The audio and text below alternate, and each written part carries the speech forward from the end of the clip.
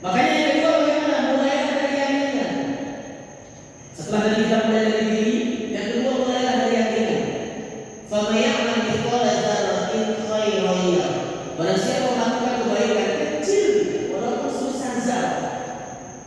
Pernah ditanya Ustaz, sebesar zarah itu apa? Orang bilang sebesar atom. Atom itu apa? Kita bilang atom itu pasti. Kalau kita bilang sebesar atom nggak tahu, karena aku juga nggak paham. Tapi aku itu pasti. Pasir yang kita genggam, kita jatuhkan. Butiran-butiran pasir itulah zarah kecil. Tapi kalau dia kebaikan, lama-lama akan menjadi besar. Sebuah kecil itu akan menjadi besar kalau ada 3 unsur. Apakah itu dosa atau pahala sama? Yang pertama menjadi kebiasaan.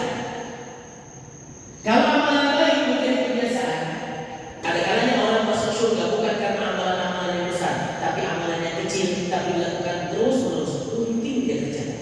Begitu juga ada orang masuk neraka bukan karena dosa besar, dosa kecil, tetapi dilakukan terus-menerus. Yang kedua, itu ternyata dicontoh oleh orang lain. Makanya nanti akan kita bahas siapa memberikan contoh kebaikan, lalu ditiru